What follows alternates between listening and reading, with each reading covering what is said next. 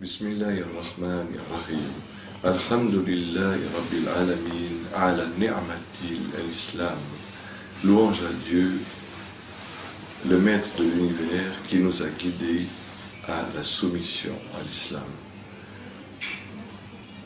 Assalamu alaikum wa rahmatullahi wa barakatuh. Paix et bénédiction d'Allah soient sur vous.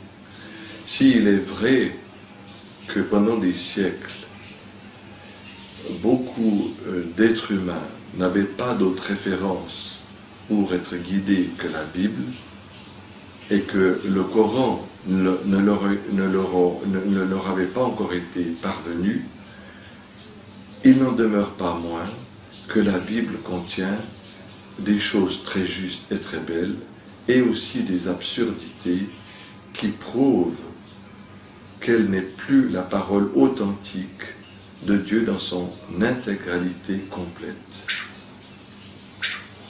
Or, Dieu est le meilleur des juges.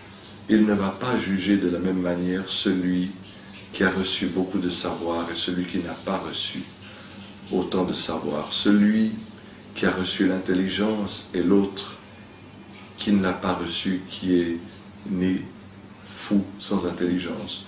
De même, celui qui a né riche et celui à qui il a donné de grands biens, et celui qui est pauvre et qui n'a pas reçu autant de biens. Chez Dieu, le compte n'est pas le même, car il est parfaitement juste.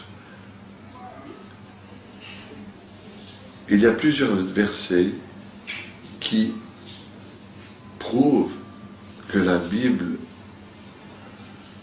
n'était pas protégée par Dieu, car Dieu avait confié la Torah aux prêtres et aux juifs, il leur avait fait cet honneur, mais eux n'ont pas gardé ce livre comme ils le devaient. Voilà ce que dit le Coran dans les paroles qui sont rapportées dans la sourate, la Génis, la deuxième sourate, au verset 79. Dieu dit ceci: « Malheur à ceux qui écrivent le livre de leurs mains et disent ensuite ceci vient de Dieu, afin de l'échanger contre un prix infime. Malheur à eux pour ce que leurs mains ont écrit, et encore malheur à eux pour ce qu'ils ont obtenu en échange. » Fin de citation.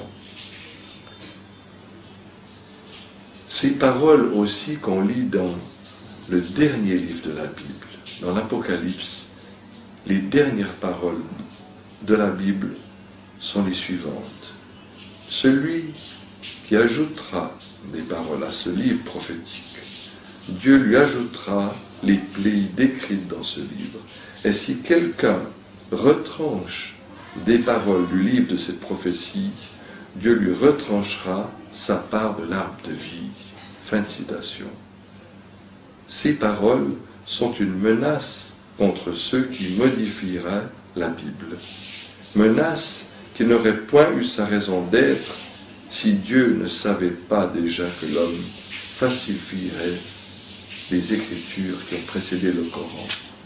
Mais pour le Coran, qui est le dernier livre, Dieu a promis de le protéger. C'est lui qui a pris cette responsabilité et ne l'a pas confiée aux musulmans. Dans la sourate Al-Hijr, la sourate numéro 15, au verset 9, Dieu dit ceci: « Oui, c'est nous qui avons fait descendre le rappel, le Coran. Certes, oui, et c'est nous qui en sommes les gardiens. » Fin de citation.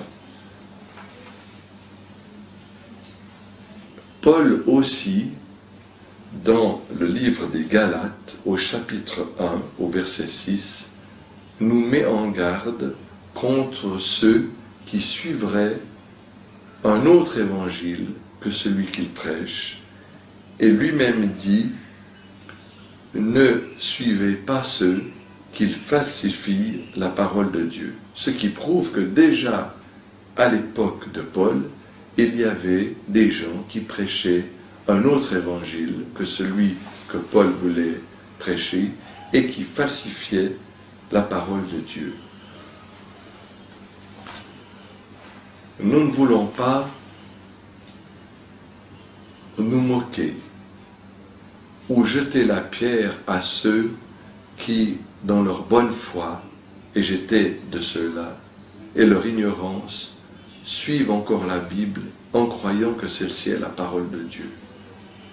Par contre, le pape actuel, Benoît XVI, qui est un grand théologien et qui connaît bien la Bible, et qui ose dire à Ratisbonne devant des étudiants que la religion chrétienne est la religion de la raison et que l'islam n'est pas la religion de la raison, celui-là mérite, à cause de son mensonge et de ce qu'il cache de la vérité, celui-ci mérite le menu qui lui est proposé dans la Bible.